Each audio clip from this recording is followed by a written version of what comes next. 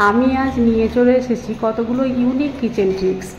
আর এই ট্রিক্সগুলো তোমাদের যদি জানা থাকে তাহলে প্রতিদিনের কাজগুলো তোমরা খুব সহজ সরলভাবে করে নিতে পারবে।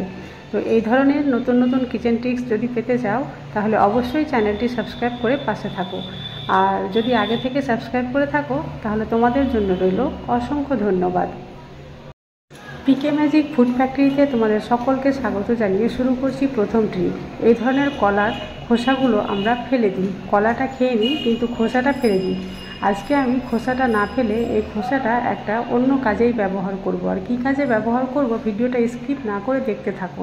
এই কলার খোসায় লাগিয়ে দিলাম হোয়াইট টুথপেস্ট, যে কোনো হোয়াইট টুথপেস্ট হলেই হবে। আমি এখানে কলগেট ব্যবহার করেছি আর এটা খুব ভালোভাবে কলার খোসাতে লাগিয়ে নিলাম। আজ বাইরে এতটাই আওয়াজ, ভয়েস দিতে কিন্তু খুবই কষ্ট হচ্ছে, তবুও আমি দিচ্ছি, কিছু মনে করো না প্লিজ।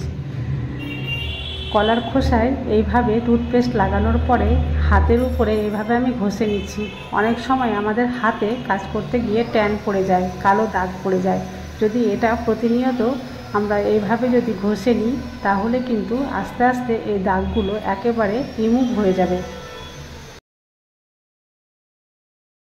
2 থেকে 3 মিনিট এটাকে ভালোভাবে ঘষে নেওয়ার পরে আবার 2 মিনিট ছেড়ে দেবো আমি, যাতে এটা শুকিয়ে যায়।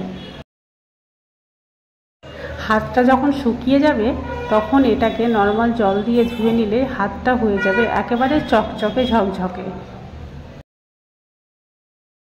চলে আসছি পরবর্তী ট্রিকে। এই ধরনের নেল পলিশ অনেকেই রয়েছে যারা পরতে পারে না ঠিকঠাকভাবে, চারি সাইডে লেগে যায়। তার জন্য আজকে একটা ছোট্ট ট্রিক।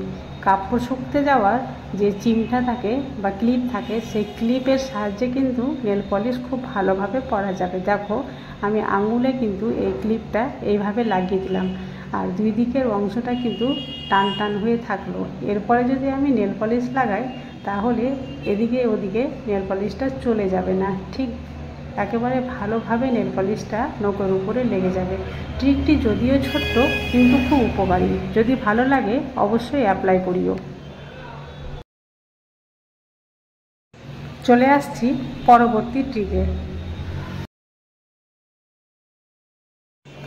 এই ধরনের মাছের পিসগুলো আমরা ভালোভাবে ধুয়ে নেওয়ার পরেও কিন্তু অনেক সময় কি হয়, আঁশটা গন্ধ থেকে যায়। আর অনেকেই রয়েছে যারা এই মাছের আঁশটা গন্ধের জন্য মাছ ঠিকঠাকভাবে খেতে পারে না। তাদের জন্য ছোট্ট টিপ, মাছ ভালোভাবে ধুয়ে নেওয়ার পরে যদি 1 চামচ লবণ আর 1 চামচ এইভাবে ভিনিগার দিয়ে একটু মাখিয়ে নেওয়া যায়, তারপরে যদি সেটাকে আবার ধুয়ে ফেলা যায় তাহলে কিন্তু কোনো রকম আঁশটা গন্ধ আর থাকবে না।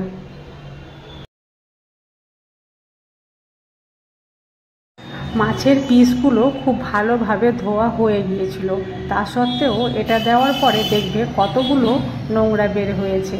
এটাই কিন্তু থাকলে আঁশটা গন্ধ করে। দেখো এইভাবে প্রায় 5 মিনিট ধরে একটু ঘষে নিলাম, তো এটা থেকে এখনও কিন্তু আঁশটা রস বেরিয়ে গেছে। আর এটার জন্যই মাছটা কিন্তু আঁশটা গন্ধ করে। এইভাবে ঘষে নেওয়ার পরে তারপরে একে সাধারণ জল দিয়ে 2-3 বার যদি আবার ধুয়ে নেওয়া যায় তারপরে কিন্তু আর কোনো গন্ধ থাকবে না। চলে আসছি পরবর্তী ট্রিকে। মাছ ধোয়ার পরে হাতটা সাবান দিয়ে ধুয়ে ফেলার পরেও কিন্তু আঁশটা গন্ধ যেতে চায় না। তার জন্য আজকে একটা ছোট্ট ট্রিক। এইভাবে হাতের তলায় নিয়ে নিয়েছি কিছুটা চা পাতা আর দিয়ে দিলাম হোয়াইট টুথপেস্ট। আমি এখানে কলগেট ব্যবহার করেছি আর এটা খুব ভালোভাবে হাতের সঙ্গে আমি কষলে নেব। একটু সামান্য জল দিয়ে হাতটা ভিজিয়ে নিলাম আর হাতে একেবারে রাব করে নেব, তাহলে হাতের আর কোনো আঁশটা গন্ধ থাকতে পারে না। এইভাবে হাত দুটোকে খুব ভালোভাবে আমি কষলিয়ে পরিষ্কার করে নিলাম আর কোনো রকম গন্ধ নেই। আজকের ট্রিকগুলো যদি ভালো লাগে অবশ্যই ভিডিওতে একটা লাইক করে দিও। আজ তাহলে এই পর্যন্তই, কাল আবার আসবো অন্য কোনো নতুন ভিডিও নিয়ে। ততক্ষণ পর্যন্ত তোমরা সবাই সুস্থ থাকো, ভালো থাকো।